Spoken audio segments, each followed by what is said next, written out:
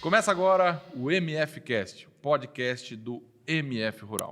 Hoje teremos aqui ele que foi o locutor mais premiado do rodeio, o mais técnico, o único 4 vezes eleito o melhor narrador do Brasil. Estamos aqui hoje com Almir Cambra. Prazer, Almir. Prazer, Roberto. Walter, obrigado. Grupo MF Rural. Satisfação em estar aqui hoje, participar, contar um pouco da história aí do Almir Cambra no rodeio, né? É isso aí. E também a nossa história um pouco aí, com as divulgações aí de grandes marcas também no agro. É isso aí. Estamos aqui também com Walter Celani Júnior, que é parceiro nosso aqui do podcast, já está com a gente há muito tempo. E aí, Walter, tudo bem? Tudo bom, prazer estar aqui de novo e principalmente com o Almir. O Almir tem muita história boa para contar e vai contar muita coisa legal para a gente. É isso aí. Hoje, Almir, vamos começar lá do... Quem que é Almir Cambra? Vamos começar por aí. Almir Cambra é nascido em Jaboticabal, filho de um grande tratorista, motorista, operador de máquina, um homem que sempre trabalhou no campo, que é o Claudião, e da dona Zilda, que é uma dona de casa que, graças a Deus, me deu bastante orgulho de ser um homem hoje feito, com família, e ser um profissional hoje respeitado dentro do meio que eu vivo, não só no rodeio, mas assim com grandes marcas hoje que faz parte do agronegócio, né? Então a gente tem hoje aí uma criação muito boa e um desenvolvimento legal para tocar isso e para fazer com que não só o esporte, o rodeio cresça e seja valorizado, mas também o que move o mundo, que é a agricultura e pecuária. Então, o Almir já é ligado ao campo desde criança, então Sim. já tem essa ligação. Eu nasci em roça, nasci em fazenda, né? Fui criado até os meus 15 anos e depois dali eu me mudei, fui estudar no Colégio Agrícola da Unesp de Jaboticabal, que eu sou agriculino, então eu sou da terra. Oh, legal. E essa paixão pelo rodeio, você já sentia isso desde menino? Como é que foi? Como é que foi a história Almir com o rodeio nesse caso? A minha família gostava, né? Sempre frequentou. Não era do meio, não tinha tropa, não era peão, não era nada disso, mas a vida inteira foi ligado à área rural e gostava de rodeio. Que o rodeio nada mais é do que comemorar, né? É a festa, né, do agricultor, é a festa do pecuarista, né? Então, quando tinha rodeios em Jaboticabal ou na região, a minha família sempre levava, a gente sempre sentava na arquibancada. E eu me lembro muito ali do Zé do Prato, do Donizete Alves, daqueles locutores renomados da época, do Barra Mansa, que fazia locução, e ali foi nascendo uma paixão de criança, né? E aquilo foi se desenvolvendo para a adolescência. E lá no Colégio Agrícola depois foi onde tudo começou, lá com o meu primeiro rodeio dentro da faculdade. Tá, mas eu vou voltar um pouquinho antes aqui, que eu sei que você, antes de começar a locução, você tentou ser peão, né? Montar em boi, né? Tinha um amigo meu, o Tony Ângelo, que é de Jaboticabal, que é zootecnista e ele tinha uma boiada, iniciou uma boiada, e eu ajudava a tirar até alguns touros de boiada que comprava para a gente formar um touro de rodeio. E lá no sítio dele, ele construiu uma areninha lá, e onde a gente treinava esses tourinhos e chamava a rapaziada da nossa época, da nossa idade ali, 16 anos, 17 anos, para montar nesses touros e treinar esses touros. E o Almirzão aqui foi tentar, né, essa carreira aí, que a paixão estava no sangue. Mas aí não virou nada, né? Não virou nada, não rolou. Era melhor pegar um galho da mangueira que sombreava a arena e narrar com o galho ali, imitando o microfone. Ainda bem, né? Porque nós assim conhecemos o locutor mais técnico do Brasil aí. Pro bem do rodeio, o Almir não conseguiu montar. É isso aí. E nessa época você começou em Jaboticabal mesmo ali, você falou Jaboticabal foi o primeiro evento que você fez ali de universitário, alguma coisa assim? Jaboticabal, quando eu entrei no Colégio Agrícola em 90, eu entrei no Colégio Agrícola e existia uns rodeios universitários organizados pelos universitários que faziam ali a agronomia, veterinária e zootecnia da Unesp de Jaboticabal. Eles organizavam um rodeio que era na semana da CECITAP, que existia dentro da faculdade. Então, esses alunos vinham, né, de Botucatu, Alfenas, Brasil inteiro, Goiânia, e ali eles montavam para comemorar, era a festa deles. Tá. A festa dos universitários era o rodeio universitário. E ali eu tive a chance, a primeira oportunidade de narrar. Fui convidado por professor Tenório, que era um professor da faculdade na época, que narrava e narrava muito bem. E, inclusive, ele narrava Barretos nessa época já. E aí eu fiz uma participação. E logo neste mesmo ano, aliás, no ano seguinte, a gente já tinha que começar a trabalhar, no segundo ano de colégio agrícola, já tinha que pensar em arrecadar dinheiro para fazer a formatura, né, do terceiro ano. Então, a gente fazia uma festa junina e nós também realizamos o primeiro rodeio do colégio agrícola, Tá. na Unesp de Jabuticabal. A gente E com você fazendo locução. Aí contratamos todo mundo. E eu era da comissão organizadora. Gente, e locutor? Não, locutor é você. Eu vivia gritando, narrando rodeio lá pelos corredores do colégio, no banheiro, gostava. Então os meninos falaram, não, é você e vamos para cima. Vamos lá, tomei uma meia garrafa de cachaça e saiu. Aí começou. Aí começou a história. tudo. Foram 3 dias lá de rodeio do colégio agrícola. E ali começou o pessoal que foi montar dos outros lugares e a região ali em volta começou a me chamar para ir fazer alguns rodeios amadores ali. Tá. E dali, eu fiquei sabendo também que nessa época você estava locutando, fez o colégio agrícola e você também foi para Uberaba e queria estudar na FASU, zootecnia, né? Depois que eu saí lá do colégio agrícola, aí a vontade era fazer uma... Mas a gente não tinha condições. Meu pai não tinha condições de pagar uma mensalidade de faculdade, a gente não tinha condições de... Meu pai e minha mãe de bancar uma república, você morar fora. A gente era de uma família humilde, trabalhava ali, né, vendia o almoço para comer a janta. Então, não era fácil a época, né? E eu fui trabalhar... Na verdade, eu me afastei um ano e pouco ali de Uberaba e vim para Sertãozinho trabalhar no Instituto de Zootecnia, do estado de São Paulo. Ali eu fui mexer com o melhoramento genético. Nelore, Caracu, Guzerá e Gir, na época, as raças. Né? Então, ali eu fiquei 2 anos trabalhando nessa fazenda, mas já ia para os rodeios. Então, eu comecei a faltar demais. Entendi. E os rodeios que me contratavam era na região de Uberaba, ali para cima. Era Montes Claros, no norte, era Governador Valadares. Então, Jabuticabal já ficava um pouco longe. Por isso que eu fui morar. E aí os meninos das repúblicas lá começou a me recolher. Falou, não, fica aqui, fica ali, fica aqui, fica ali. E eu fiquei na Cachorro Latil. Fiquei com os caras lá por uns 6 anos, mais ou menos. Cachorro Latil é o nome da república. E a gente ficou ali uns 6 anos morando em Uberaba e fazendo fazendo os rodeios da região ali de Uberaba e Minas Gerais e Goiás para cima. E aí você desistiu da carreira de zootecnista e firmou na locução. Não dava mais. Já tinha 3 rodeios por mês, mais ou menos, já sendo contratado e já não dava para você tentar. Ali, o que acontecia? Eu já tinha o dinheiro que eu aguentava pagar a mensalidade da faculdade e ajudava a pagar as despesas da República. Mas e a aula, como é que faz? Então, você ia para o rodeio na quarta-feira e voltava na segunda. Não dava. Ia tomar pau. Então, eu desisti, fiquei só um agriculino mesmo, formado e locutor de rodeio. Então, quando você não tinha o dinheiro, você pensava em estudar e fazer. Depois você conseguiu o dinheiro, mas não dava mais tempo para estudar. Não dava para estudar mais, não tinha mais jeito. E essa fase que você falou aí, era que todo mundo passa nessa dificuldade, né? Como é que foi para você, assim, a base sua familiar, passar por isso, ter toda essa dificuldade e mesmo assim conseguir vencer os obstáculos que não eram pequenos nessa época, né? Como é que foi a base sua para isso? Eu acho que tudo é berço, né? Tudo é você ter o apoio de casa, né?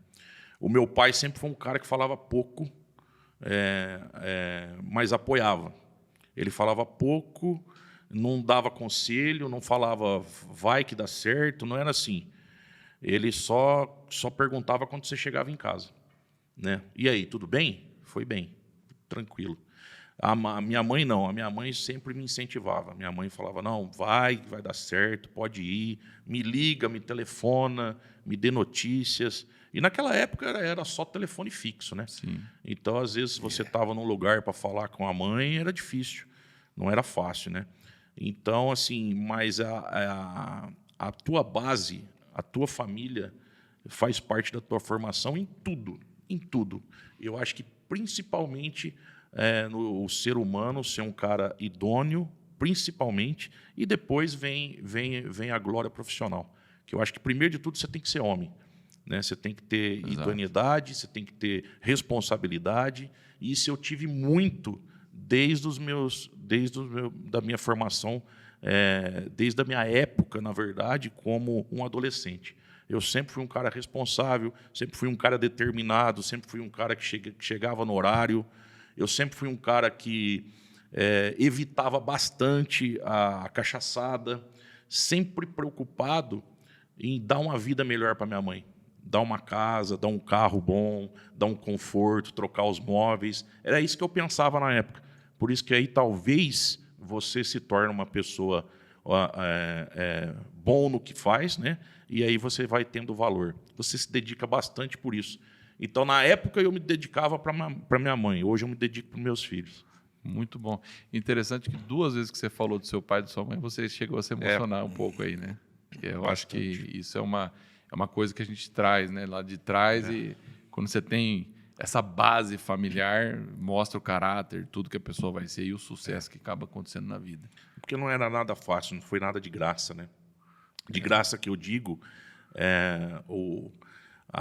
a época era muito difícil, a gente não tinha condições. Então, os primeiros recursos que a gente começou a trazer, eu falo assim, recurso em conforto, nada que eu fui criado às traças, fui criado jogado, não era nada disso. A gente sempre teve uma casa boa, limpinha, roupas decentes, nunca passou frio, nunca dormiu no tempo, nunca dormiu na rua, nada disso. Eu digo assim, a gente tinha vontade, talvez, de estudar, mas não tinha o dinheiro. A gente tinha vontade de ir para uma praia e não tinha condição. Eu fui na praia com 18 anos. Nossa. Eu fui conhecer mar com 18 anos. Então, assim, a gente não tinha essas condições aí. Então, a família era uma família bastante humilde. Então, depois que eu comecei a trabalhar, com meus 18 anos, que eu comecei a ir para o rodeio e juntar um dinheiro, que eu comecei a melhorar um pouco o conforto, principalmente da minha mãe, entendeu?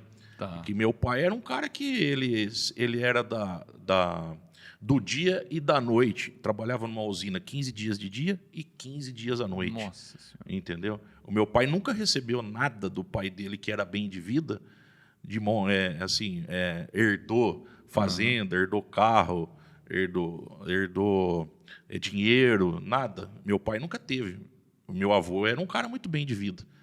Entendeu? Então, porque ele casou com a minha mãe, que era uma pessoa pobre, por exemplo, então ele não tinha direito a mais nada. Então, a gente sempre foi sofrido ali. Então, por isso que eu valorizo muito hoje a família e quero ficar perto dos meus filhos e valorizo minha mãe, a educação que meu pai me deu. Show de bola. Isso família mostra... é tudo, né, Roberto? Eu acho que a base, né? Quer dizer, você tem alguém que te orienta, mas tem uma coisa também, tem a índole.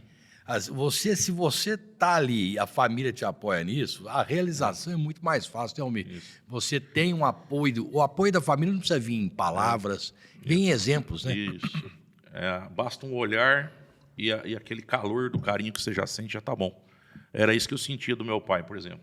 Não tinha palavra, ele é um cara que falava pouco, mas ele só dele olhar em você e ter aquele calor humano perto dele, achar bom que você estava indo bem, isso já era o bastante para mim, o suficiente. Ele não falava, mas mostrava.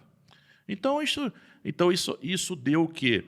Deu garra, deu perseverança para que eu pudesse desenvolver o meu trabalho, chegar onde eu cheguei hoje, né? E hoje ser conhecido não só pelo público do rodeio e talvez pessoas que gostem do meio, mas com grandes marcas, né? Você vê grandes marcas hoje na saúde animal, na nutrição animal, marcas de máquina agrícola, marcas de picape, marca de roupa, marca de chapéu. Ou seja, grandes marcas confiando no seu nome. Envolvendo, querendo o nome do Almir Câmara junto. Hoje, o Almir Cambra, eu tenho uma vinheta quando eu solto no rodeio. Almir Cambra, a marca. Hoje eu sou uma marca que ajuda a outra. A gente agrega valores quando se junta. Isso eu tenho notado, tenho presenciado, né, a RAM, por exemplo, que é uma marca que está Quantos comigo anos de parceria que você está com há a RAM? 14 anos. Vai para 15 anos agora. Não é para qualquer uma parceria do Então, você divulgar uma caminhonete dessa, você ser em plena pandemia, você recebeu o título de uma empresa como embaixador da RAM no Brasil. Muito bom. Importante. Então, isso é a forma simples, dedicada e sincera de você demonstrar um carro, de você valorizar uma marca. Agora vamos no seu modo, no seu estilo de narrar. Sim. Todo locutor sempre o comum era fazer verso, Isso. né? E o Almir veio um pouco diferente disso, né, Almir? O começo, quando eu comecei, só tinha fera, só tinha nego de nome, não tinha locutor amador, só tinha profissional, né? E aí o estilo era muito folclórico, né?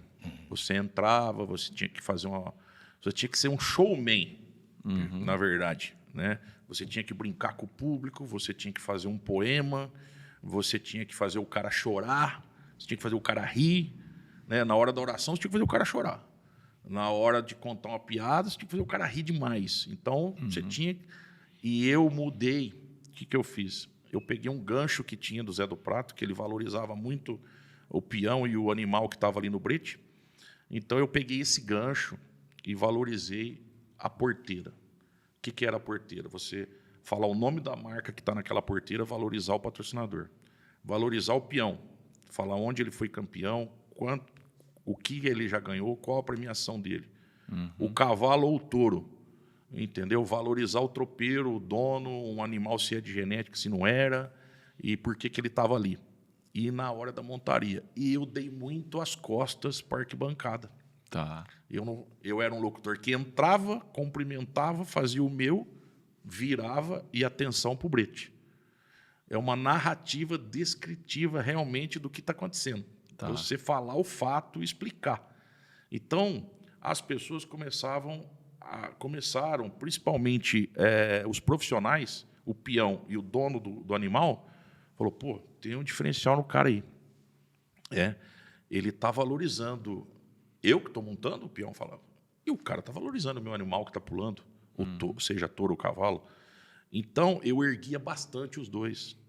Tá. E as pessoas começaram a identificar melhor tanto o animal quanto o tropeiro, que era dono, e o peão. E muitos, na época, falavam, mas esse cara só vira de costa, não está nem aí para o público, não dá... Não. O que tinha que chegar no público era a minha voz explicando o que está acontecendo. E não eu, propriamente dito, ali, me aparecendo. Entre aspas, não é aparecer. Lógico. O locutor showman. Eu nunca fui um locutor showman. Eu fui um locutor da montaria. Existem os dois tipos, Existem os dois tipos. Respeito os dois tipos, entendeu? Existem as duas maneiras. Agora, como é que é isso na pessoa que é empreendedor? Porque você é um empreendedor. Né? Porque é uma pessoa que saiu do nada e construiu uma marca, o Almir Cambra, a marca, né? Como você disse. Como é que você teve muita crítica por causa disso? Você falava, eu ficava de costas para o público, recebia crítica, mas acreditava naquilo que você estava fazendo. Como é que é isso? Você acreditar naquilo, vale a pena? Explica isso para nós. A visão era o seguinte, quando eu estava no rodeio universitário, que era o Cowboy Forever, e aí eu fazia Jaguariúna, Barretos, o circuito Cowboy Forever, fazia os maiores eventos do Brasil. Então, Jaguariúna e Barretos eram os maiores. Presidente Prudente. Eram os maiores rodeios na época ali. Goiânia, Cowboy do Asfalto, depois a Damantina. Esses rodeios eram o que mandava na época. O que acontecia? A gente começou a entender que o rodeio precisava entrar para a televisão. Ele tinha que ser um esporte igual ao futebol. Ele tinha que ter horário para começar e horário para acabar. E ele tinha que ser o locutor tinha que ser um pouquinho mais versátil. Tirar talvez um pouco do folclore e focar mais no profissionalismo e mais na técnica do que estava acontecendo. Tá. Explicar mais o esporte, ser um locutor mais esportivo do que folclórico. E eu vi que o rodeio precisava andar, ele precisava ganhar tempo, porque ninguém aguentava chegar lá, ligar um canal de televisão e ver 10 montarias em 2 horas. 10 montarias tinha que passar em 12, 15 minutos, na minha cabeça. E a gente tinha um gancho que os independentes, o Valdomiro Polizelli de Jaguariúna, que fazia o rodeio na época, o Cowboy Forever, que era universitário, tinha essa mesma visão que eu tive. Então a gente conseguiu transformar o quê? O Almir Câmara num locutor técnico, num locutor versátil, num locutor rápido e num locutor que explicava tudo o que estava acontecendo ali na montaria em 8 segundos. Por isso que aí o rodeio foi se adaptando, foi se agraciando, e o Almir, as costas do Almir virou-se à frente para a arquibancada. Porque as pessoas começaram a entender o que você estava falando. Então, você insistir naquilo que você acredita, Exatamente. vale a pena, né? Eu insisti bastante. Porque não é fácil você receber crítica e continuar ali, né? Exatamente. Receber crítica e continuar ali. Pô, mas aí você não vai nunca num evento. Você não vai nunca em Goiânia. Você não vai nunca em Rio Verde. Você não vai... Hoje, todos esses eventos são meus. E eu estou em todos. E não demorou muito tempo, porque quando eu entrei em Barretos, em 95, no Internacional, e fui considerado o locutor revelação do ano, eram 30 locutores para entrar um. E aí, quando eu saí nessa seleção dos 30 e entrei no Internacional, eu vi que o rodeio estava para mim, que eu tinha que manter aquele estilo, que era a linguagem que os organizadores queriam. Porque você citou aí os Independentes, o Valdomiro, que é um grande amigo nosso, né? O Valdomiro é parceirão nosso também do MF. E são pessoas de visão. E você vê que eles estavam na mesma visão sua. Exatamente. Né? E você falou que queria o rodeio para televisão. Você também fez televisão, né, Almir? Eu fiz, trabalhei na Band, eu chamava Rodeio, um programa que era todo sábado, último sábado do mês, um programa nacional de 1 hora de duração. Esse programa ficou no ar uns 3 anos. Tá. E a minha base de televisão, eu tive uma puta escola que foi o Roberto Quirino, um dos maiores repórteres e diretores de Band, Record. Hoje ele é Record na Bahia. Então, assim, foi um cara que me ensinou muito. E depois eu fui para a Record News. Eu fiquei na Record News por mais 4 anos com o programa Top Team Cristal. Foi o maior campeonato de rodeio nacional que existiu, que era 1 milhão de prêmio todo ano. Então, a Record News, na época, o programa nosso, que era todo sábado, das 11 ao meio-dia, ele reprisava na quarta-feira e era para 140 países. Nossa Senhora. Então, assim, foi um estouro aqueles anos lá, que o campeonato durou de 2006 a 2012. Então, foi um puta campeonato que existiu. E então pra você ficou gente 7 anos aí praticamente na TV? o programa acho que foram 4 anos. 3 na Band, mais 4 lá. 7 anos de 7 televisão. anos. Exatamente. Então aquilo que você imaginava acabou acontecendo, né? O rodeio para TV. Aí. Exatamente. Tanto é que em um ano a gente fez 10 montarias ao vivo na Band, no show do esporte. Chegou a fazer ao vivo. Chegou a fazer as 10 montarias ao vivo. Realizamos o sonho.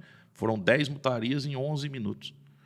Nossa. Então, assim, foi muito legal. Foi uma final. Mas como é que fazia isso? Soltava, tinha 2 porteiras, para poder dar agilidade? A Jaguariúna chegou a ter 12 porteiras. 12 porteiras. Eram 6 para um lado e 6 para o outro. Então, aí você deixava os animais todos prontos, os peões todos prontos, né? E aí você ia soltando uma atrás da outra. Soltava, recolhia, soltava, recolhia. E aí é manejo, né? Almir, eu tenho uma pergunta, além do manejo. Por que são 8 segundos? Por que não 7, não 9? Porque é o limite ideal para um animal. Isso, vários estudos, né? Antigamente era 10 segundos.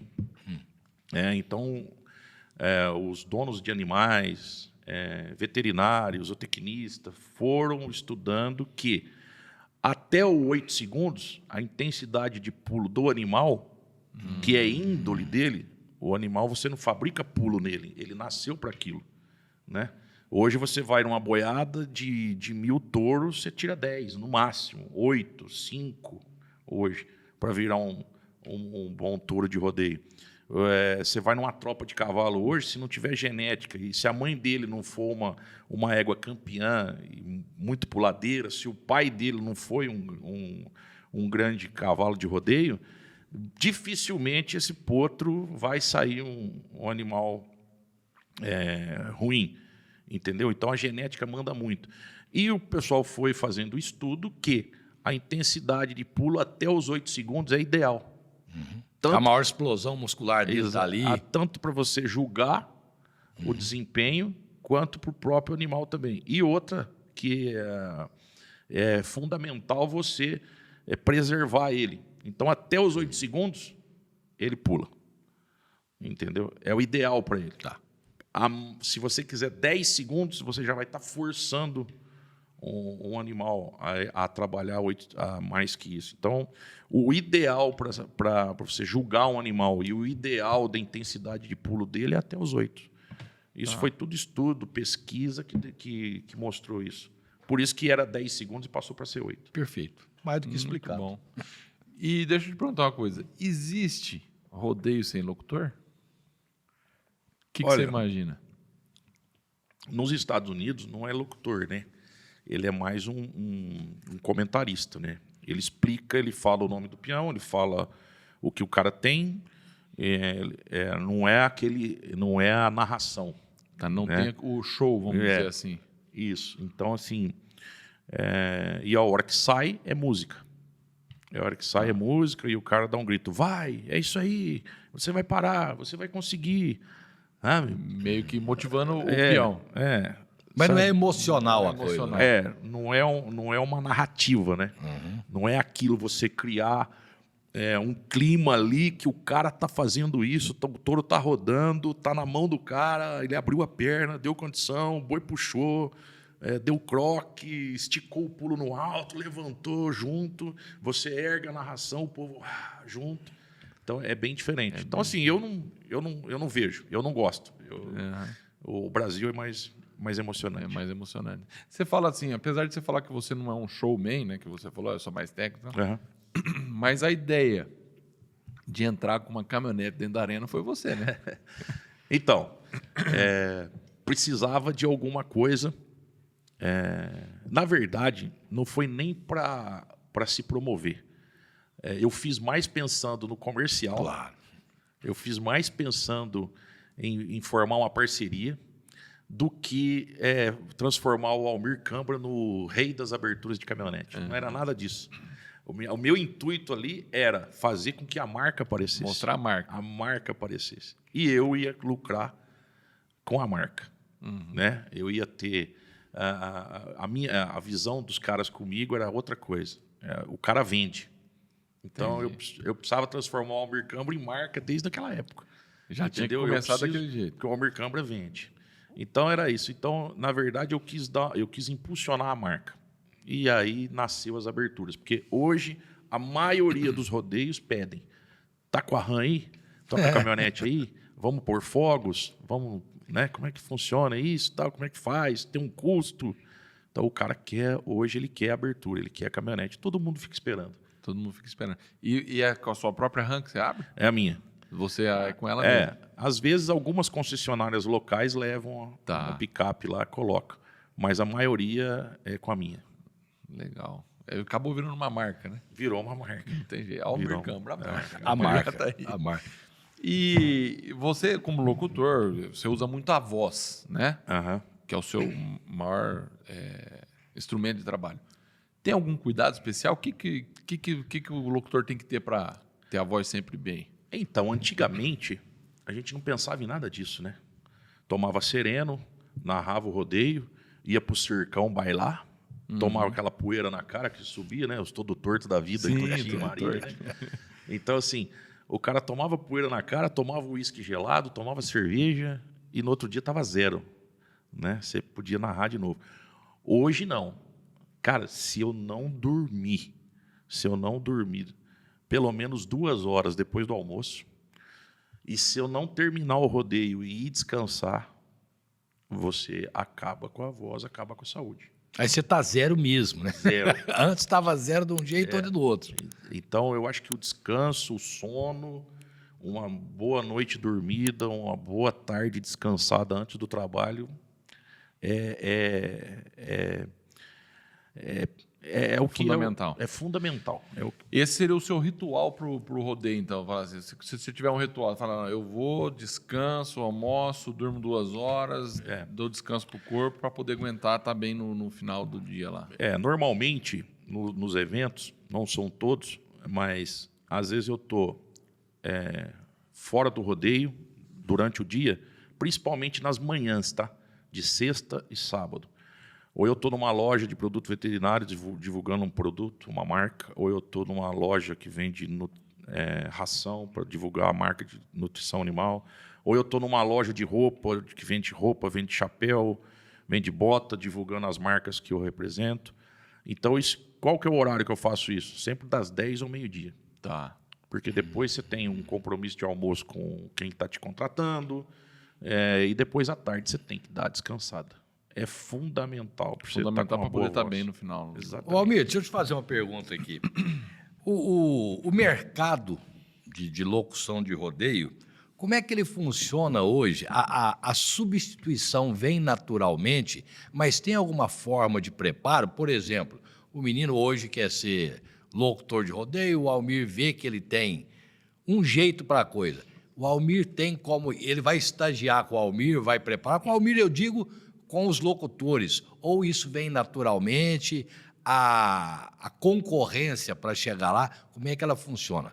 Olha, na verdade, o Barra Mansa era vivo, o locutor. Ele faleceu agora, né? Tem 1 ano e pouco.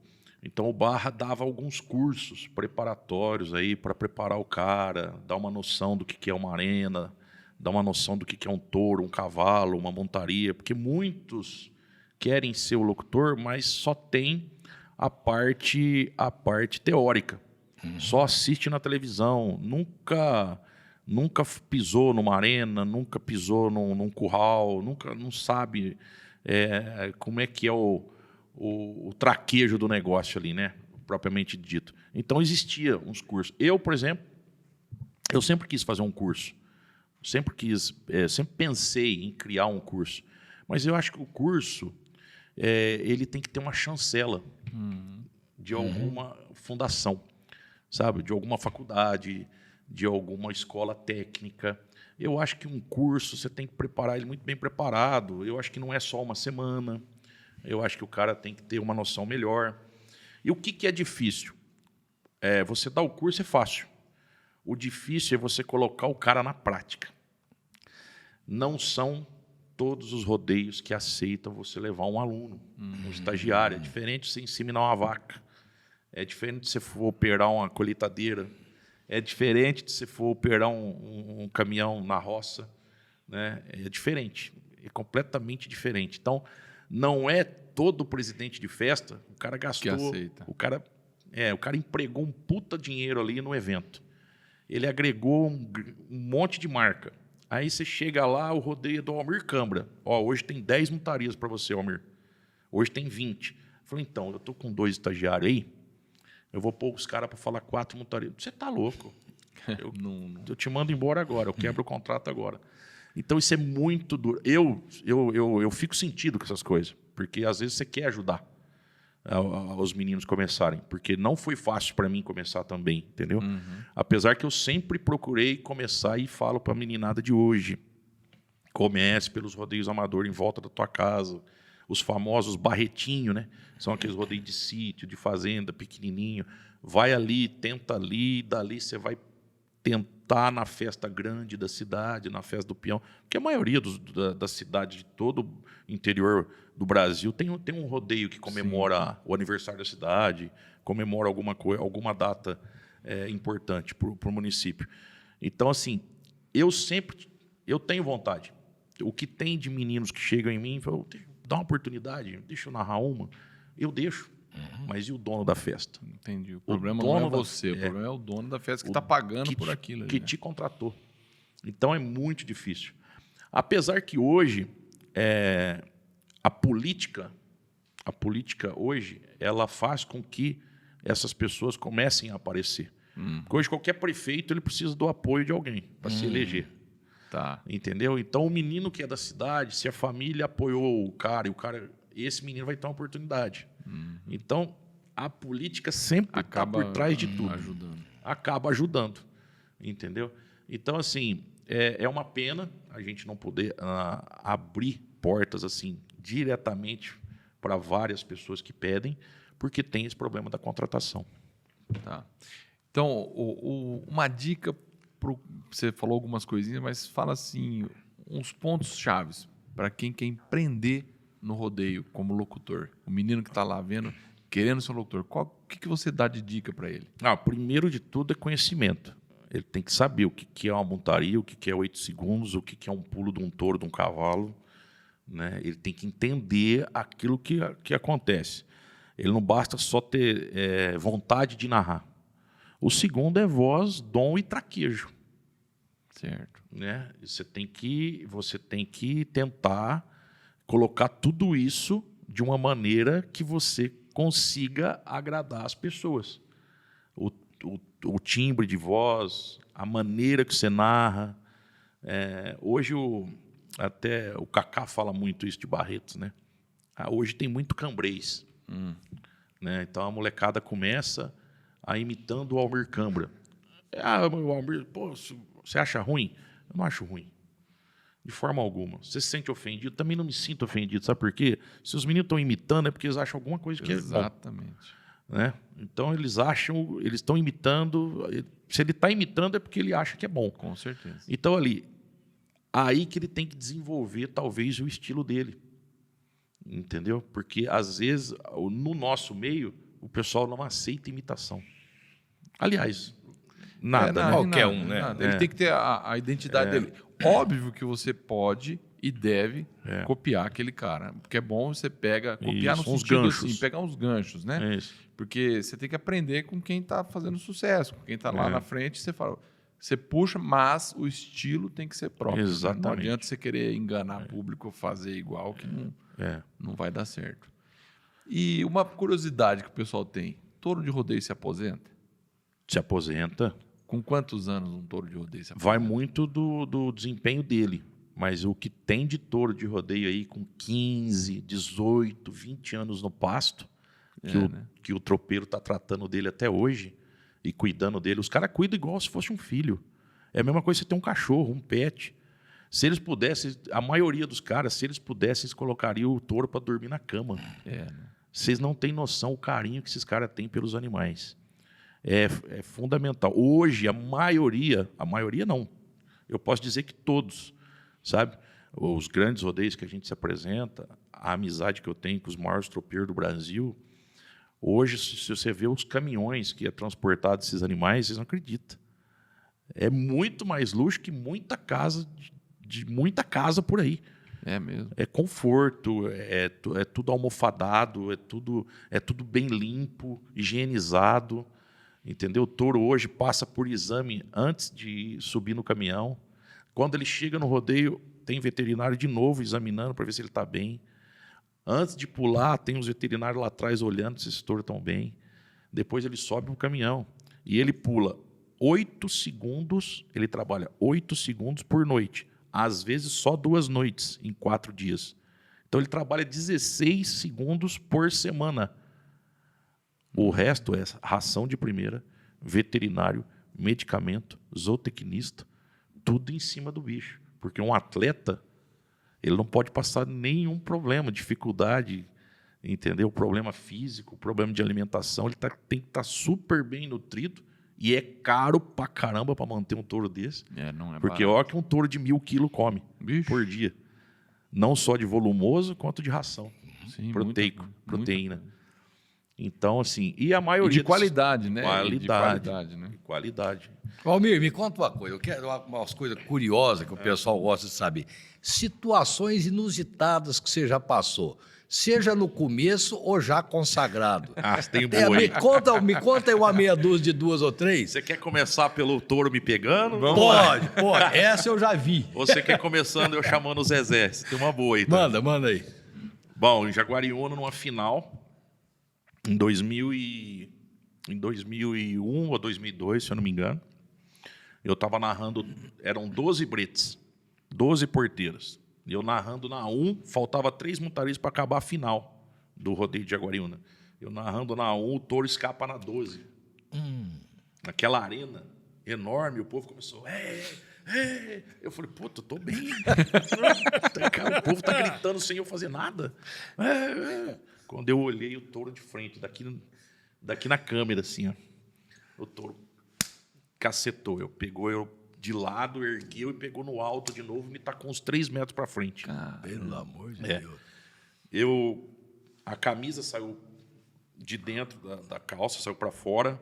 A fivela sumiu, ficou colada no chão. O relógio, tentei olhar assim, até o comentarista falou, Almir, tudo bem? Eu não sabia nem onde eu estava, o chapéu fora, tudo cheio de areia. Que horas são? Pô, que horas são? Aquilo, o povo... Então, a pancada foi grande nesse dia aí. Apagou, Almir. Apagou. Depois, um cavalo me pegou em Adamantina também, me jogou para cima, passei por cima da sela dele, bati, caí de costas no chão. Nossa. Essa foi as duas assim que me pegaram. Uma vez em Bauru, num rodeio indoor, um touro também rodando, ele veio rodando, a arena pequenininha, porque era indoor, né? Fechado. Eu subi na grade, esse touro deu uma bundada em mim, também me prensou na grade, eu achei que tinha quebrado o corpo inteiro. Nossa. Então, eu vi uma cena uma vez em Cuiabá, Almir. Foi muito curioso. Eu estava lá em Cuiabá e eu rodei um rodeio de exposição ali. De repente, o peão montou num cavalo. Esse cavalo pulou de um jeito e o peão saiu pela garupa. Só que o cavalo soltou os 2 pés para trás e pegou no queixo dele. Nossa. Bateu no queixo e ele caiu de costas. Eu achei a melhor coisa foi o que o locutor do rodeio falou.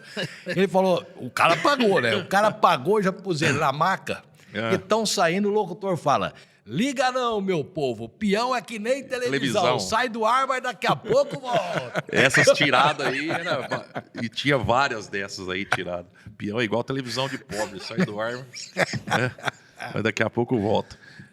Tinha várias dessas. Agora tem uma boa, que é o menino que me auxilia na pista, né? E faz toda a papelada para eu falar, principalmente na abertura do rodeio.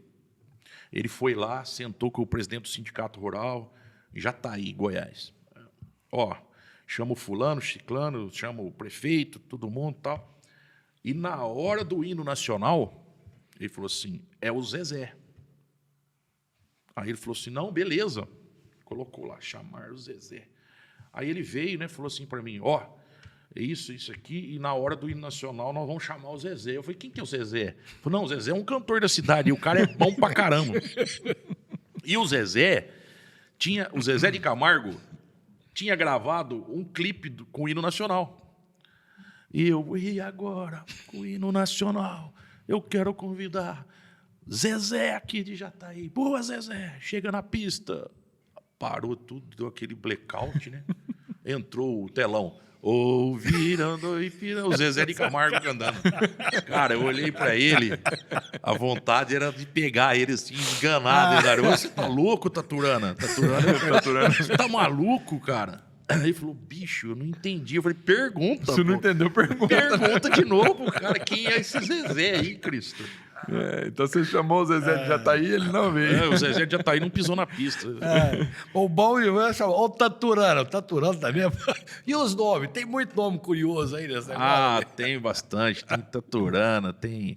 Rapaz, tem Tatu, tem Coelhinho da Páscoa, tem... Rapaz, tem muita... o bicho é o que mais tem. Tucano... tem urubu, tem muita coisa. Então, o Taturana aí, no caso, era ajudante seu ali. Taturana está comigo há 22 anos. 22 anos. Isso que eu ia te perguntar. O locutor, ele aparece ali, mas ele tem uma equipe por trás também, né? Você tem um DJ, né? Você tem um DJ... Que é seu, que trabalha com você. Trabalha comigo. Hoje eu tenho todo o equipamento meu, né? Mesa, microfone... todo o sistema de cabeamento, as antenas para não fugir microfone, não fugir ear, né? Se tem ear, se tem ponto, tudo de primeira linha que eu carrego tudo comigo. Hoje, eu só uso 2 ou 3 canais do cara na mesa principal, fletado, e as caixas do cara. O resto é meu equipamento que toca. E é bom você ter o seu técnico, seu DJ, porque ele sabe a hora que você vai falar, a hora que é para tocar a música. Ele já percebe? Vocês têm alguma coisa que vocês falam e... O técnico foi uma polêmica. Fui eu que coloquei no rodeio também. Locutor de rodeio não tinha técnico. Não podia ter técnico de som. Então, assim, não podia não.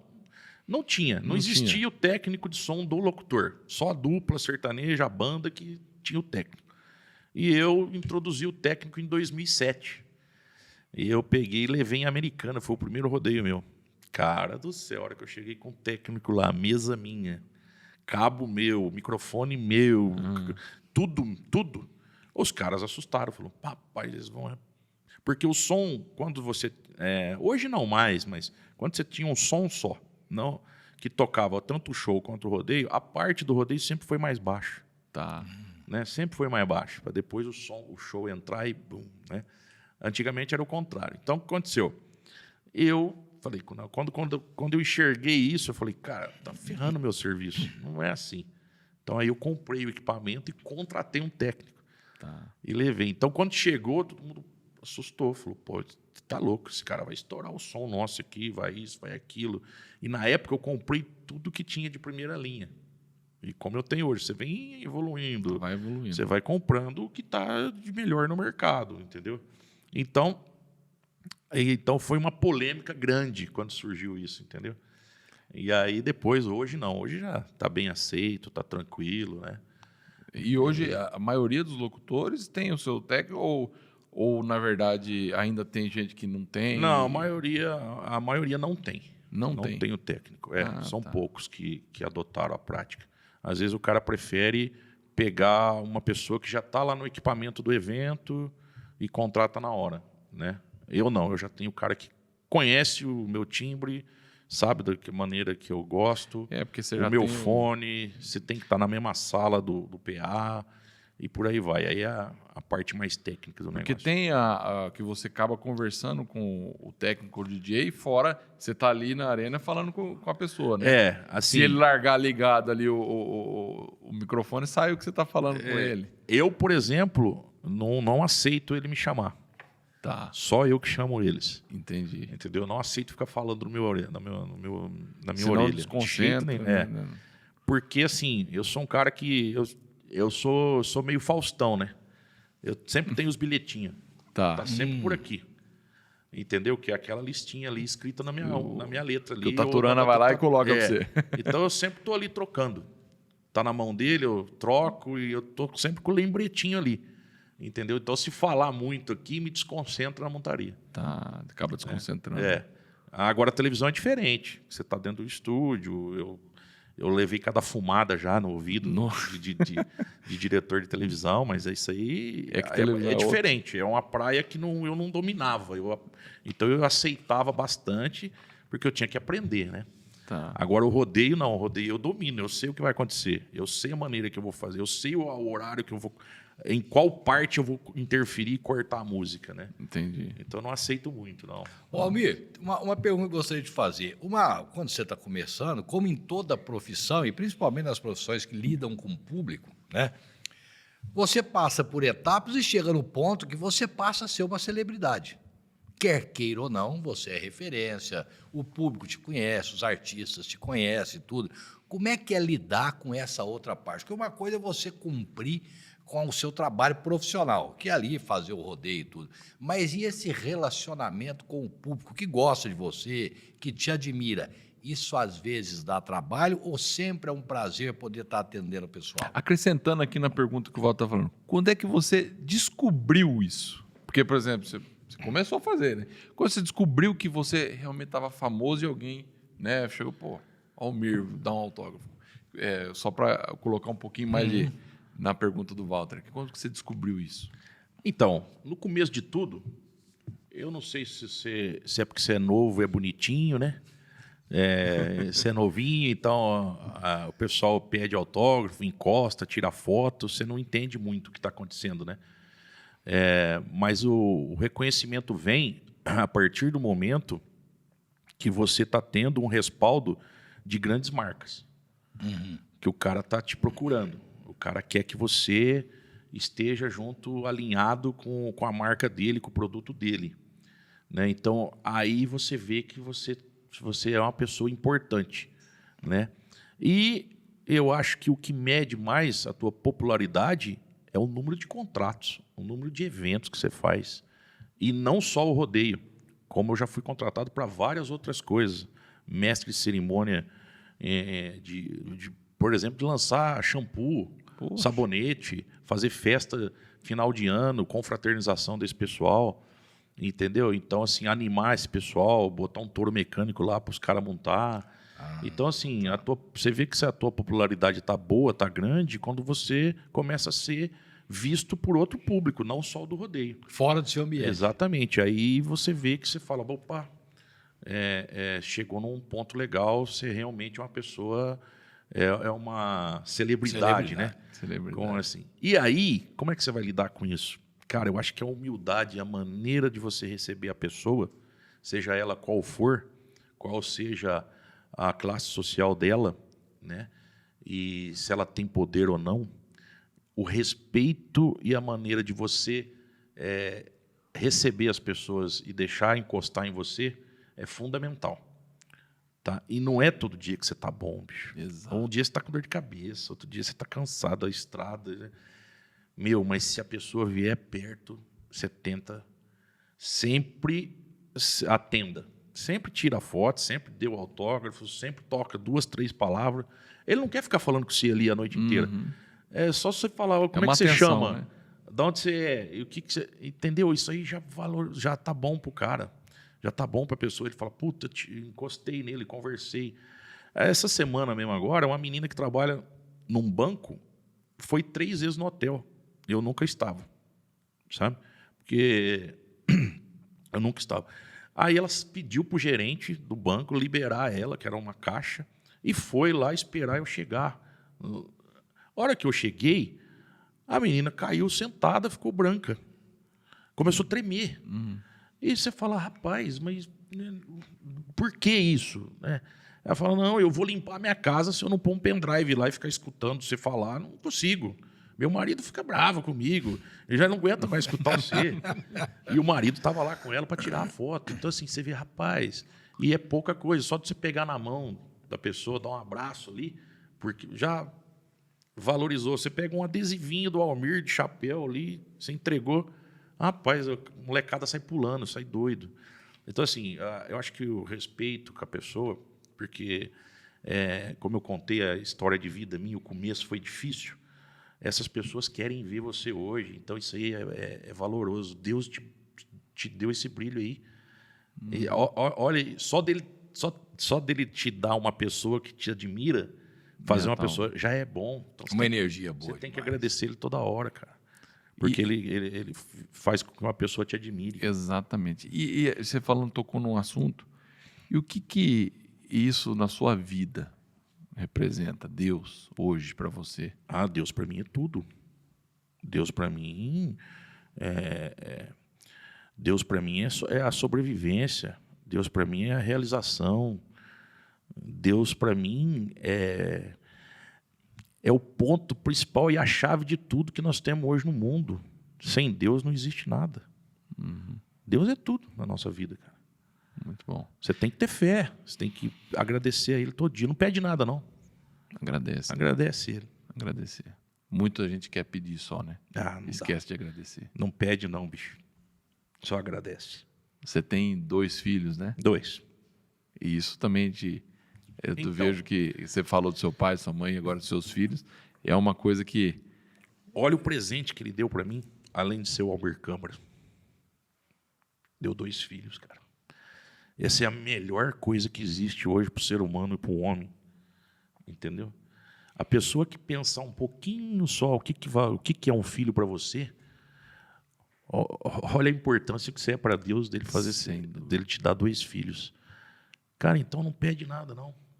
Seja só você, haja naturalmente, entendeu? Só agradeça, que depois vai te dar coisa de sobra. Muito bom. Vai te dar coisa de sobra. É isso aí. E a gente tem essa... você é católico, né? Católico. Católico. E você tem devoção por Nossa Senhora. Muito. Isso Muito. quem me contou isso foi um grande amigo nosso. O Digão. Rodrigo. Rodrigo Campanhola. É esse mesmo. Ele Digão. me falou, ele é devoto de Nossa Senhora. Eu falei, Muito. Muito. Eu vou todos os anos em Aparecida.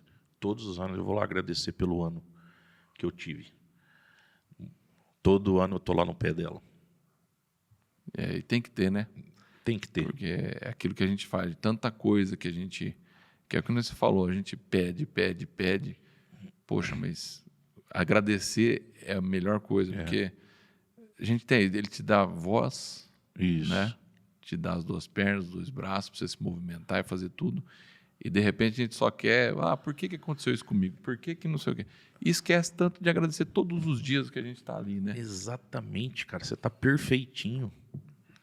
Você entendeu? Só agradeça. Só agradeça e vai embora. Eu perdi minha mãe, vai para 14 anos. Perdi minha mãe com câncer e tal. E quando eu perdi minha mãe, eu não tinha meus filhos, nada. E minha mãe era a pessoa mais amiga, né, a pessoa mais próxima de mim, que sabia de tudo na minha vida. Tudo. Minha mãe sabia de tudo na minha vida. Então, assim, você revolta? Para quê? Né? Ele deu um lugar bem melhor para ela está descansando. Entendeu? Tirou ela do sofrimento de uma doença, né? Exato. Que é o CA, que ela sofreu muito. Então, assim, o sofrimento dela, Deus transformou em deixar ela iluminada, né? Deixou a vida dela muito mais bonita. Sim. E eu tenho certeza que eu tenho certeza que Nossa Senhora, eu tenho certeza que Deus me deu o presente depois que foi meus filhos. Premiou o Almir Câmara. Pronto. Premiou o cara, a pessoa, o homem Almir Câmara. Foi premiado com os 2 filhos maravilhosos que eu tenho hoje. Então, hoje o Almir está realizado. Estou realizado.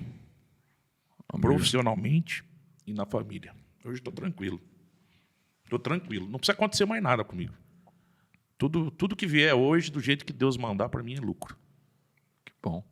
Show de bola. Isso a gente conhecendo um pouquinho do que é o Almir, né? Porque muita gente conhece o Almir Só hora do evento, lá dentro né? do evento. Né? E você falou sua mãe teve câncer e tal. E vocês fazem um negócio que o Rodrigo também me contou nisso, que é a Viola do Bem, né? O Viola do Bem é um projeto que, há 11 anos atrás, um amigo meu, grande amigo meu, né, o Deizinho Belodi, o Deizinho, na fazenda dele, a gente sempre foi próximo, meu pai trabalhava para a família dele, né? Meu pai era funcionário do avô dele, então, na usina, que eu contei na história, Sim. né?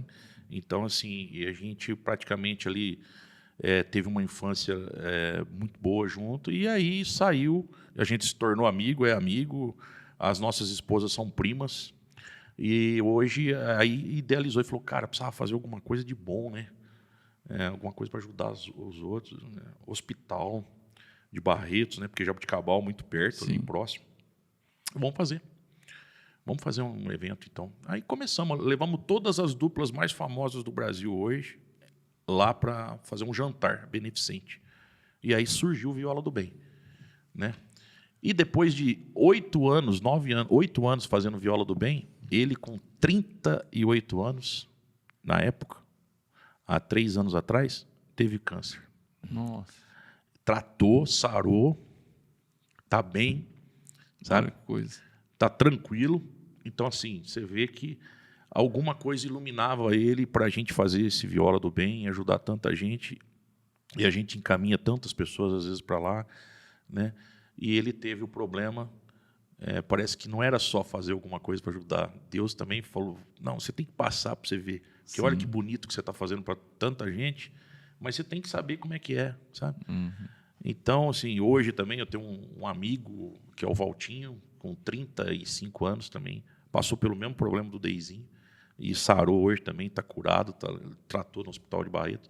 Então, o Viola do Bem veio assim para dar uma massageada assim, ainda mais na nossa cabeça, sabe? Dar uma posição de que você precisava fazer, além de Deus te premiar com tanta coisa boa na vida, você precisava ajudar mais gente. Precisa retribuir. Então acho que fazer o Viola foi essencial para a gente. É aquele negócio, né, que tem, né? Com grandes poderes vem grandes responsabilidades, né? Exatamente. O Almir, que né, você estava falando da sua carreira, como tudo que você é. E isso também traz uma responsabilidade muito grande, né, Almir? Porque muita gente se espelha, né? No que você está fazendo, no que... É referência. É referência, vira referência. Né? É referência, principalmente para molecadinha. Molecadinha aí de 6, 7, 8, 10 anos, 12, a molecadinha fica ligado no que você está fazendo. Você já pensou se você é um mau exemplo, cara? Pois é. Se você vive postando porcariada, se você vive sendo pego por câmeras de celular em barraqueamento, botecaiada, rolaiada, mostrando o errado. Se o Almir Câmara tem um passado ruim com droga, com bebida. Beber todo mundo bebe. Quem que não toma? Eu tomo Sim, uma. E socialmente, aí? Se eu né? estiver na minha casa todo dia, eu bebo uma de tarde. Não tem Isso problema. aí é coisa minha. Só que você não vê eu caindo pra rua aí. Você não vê eu dando trabalho de fogo, narrando rodeio dentro da arena. Você não vê isso aí. Entendeu? Você não vê você maltratar as outras pessoas. O que pode acontecer é que você não vê. Às vezes é tanta gente querer... Que nem falar, o que você faz? Você recebe tudo? Não recebo. Mas às vezes é tanta gente que não dá tempo. Você montou na caminhonete, saiu, ficou ontem... Putz, entendeu? Acaba acontecendo. O que acontece muito também, grava um vídeo para mim que eu vou fazer isso, fazer aquilo. Pô, não é todo mundo. Se você gravar para você tem que gravar para 1 milhão de pessoas. É difícil, cara. Não é fácil. É duro e não são pessoas que você está vendo toda hora, todo dia. E também não sabe o que vai fazer com a sua imagem. É uma coisa complicada, né? É complicado. Hoje é sabe? complicado. Hoje eu tenho um contrato aí com multinacional que proíbe eu fazer um monte de coisa. Entendeu? Me proíbe de fazer um monte de coisa. Então, assim, infelizmente, hoje eu sou um produto para as marcas, entendeu? Então, você tem que se policiar um pouco também. Mas não é por mal, de jeito nenhum. Claro. Muito bom hoje conhecer um pouco que a gente está mostrando para o público, mas nós também estamos conhecendo o Almir, né? E para a gente encerrar esse papo aqui no MFcast, qual a dica de ouro do Almir para a vida? Eu acho que a humildade é essencial para tudo que você vai fazer. Não que você tem que ser submisso. Não, você não tem que ser submisso. Você tem que ter humildade para você interpretar as coisas e fazer com que ela aconteça. Mas não ser submisso. Você tem que ser firme, você tem que se posicionar também. Sim. Entendeu? Mas a humildade, a sinceridade, a honestidade em tudo que você vai fazer é primordial hoje. Primordial. Muito bom. E humildade é saber que sempre tem alguém que sabe mais do que você em alguma coisa, né? Exatamente. Você nunca é melhor que tudo, né? Isso. Do que todos em tudo. Nunca vai ser. Nunca vai ser. Saber que alguém sabe mais que a gente também é sabedoria, né? Exatamente. Faz parte. Faz parte. Exatamente. É isso. Aqui acaba agora o MFcast, o podcast do MF Rural.